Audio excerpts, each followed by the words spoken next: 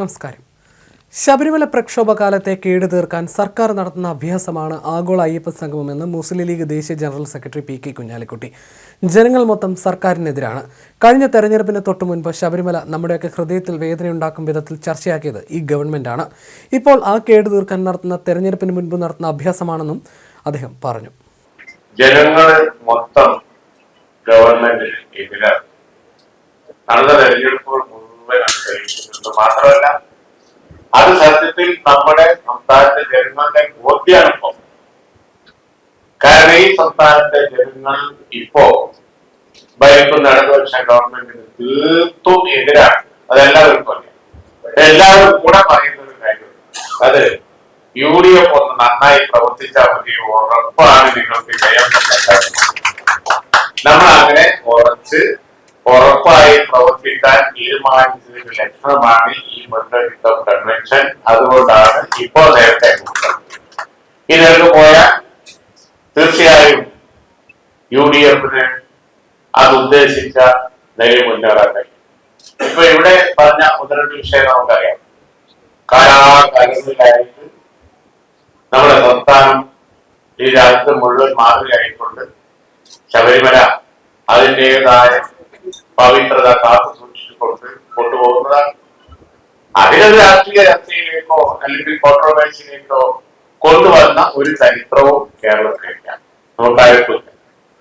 കഴിഞ്ഞ തെരഞ്ഞെടുപ്പിന് തൊട്ട് മുമ്പ് ശബരിമല നമ്മുടെ ഒക്കെ ഹൃദയത്തിന് വേദന ഉണ്ടാക്കുന്ന വിധത്തിൽ ചർച്ചയാക്കിയതും ഈ ഗവൺമെന്റ്. ഇപ്പോ ആ കേട് തീർക്കാൻ വേണ്ടി മറ്റൊരു അഭ്യാസം തെരഞ്ഞെടുപ്പ് നടത്തുന്നതും പറയുന്നത് ഇവർക്കൊരു ധാരണയുണ്ട്, ജനങ്ങൾ തനി മണ്ടന്മാരാണ് എന്നുള്ളത്. അതല്ല എന്നുള്ളത് ഈ തെരഞ്ഞെടുപ്പ് കഴിയുമ്പോ. അതേമാതിരി തന്നെയാണ് ഇവിടെ പ്രതിപക്ഷ പറഞ്ഞ ഈ പഞ്ചായത്തിന് ഈ കുറഞ്ഞ സമയം കൊണ്ട് ഇത്രയും കാലം കൊണ്ട് വഴിക്കാക്കി. ഇവിടെ നമ്മള് അധികാരം വികേന്ദ്രീകരണം കൊണ്ട് എന്തുദ്ദേശിച്ചോ അത് മുഴുവനില്ല. അധികാരമുള്ളതൊക്കെ എടുത്തു മാറ്റി, ഉള്ള അധികാരം പ്രയോഗിക്കാൻ പണം കൊടുത്തില്ല. എല്ലാം കഴിഞ്ഞ് പോവാൻ നേരത്താണ് മാസ്റ്റർ പ്ലാൻ. സാധാരണ എല്ലാവരും വരുമ്പോഴാണ് മാസ്റ്റർ പ്ലാൻ ഉണ്ടാക്കുക. കാരണം മുമ്പിലുള്ള കാര്യങ്ങൾ നിർവഹിക്കാൻ അത് പോവാതെ അതും ആളുകളെ പറ്റിയിട്ടാണ് സത്യം ജനങ്ങൾക്കറിയാം. അതുകൊണ്ട് എല്ലാവരും ഒത്തൊരുമിച്ച് നിന്ന് നേരത്തെ ഇവിടെ പറഞ്ഞത് കോഴിക്കോട് ജില്ലക്ക് വേണമെങ്കിൽ പെർഫോം ചെയ്ത് ചരിത്രമുണ്ട്.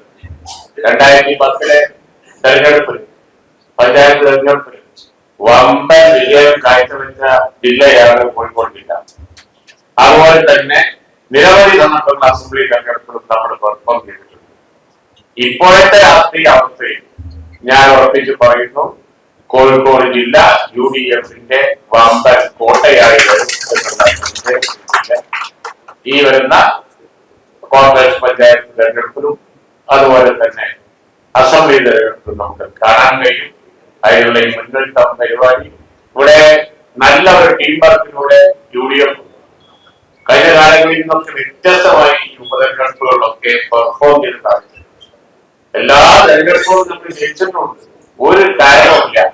ഇപ്പൊ ഒരു തെരഞ്ഞെടുപ്പ് നമ്മൾ ജയിക്കാതിരിക്കാൻ നമ്മൾ ആയിട്ട് അങ്ങനെ ഒരു വില വ്യക്തിവെക്കാതിരുന്നാൽ മതി. അതിനുവേണ്ടി എല്ലാവരും ഒറ്റക്കെട്ടായി ഈ ഉത്സാഹം കാത്തു സൂക്ഷിച്ച് മുന്നേറണം എന്ന് പറഞ്ഞുകൊണ്ട്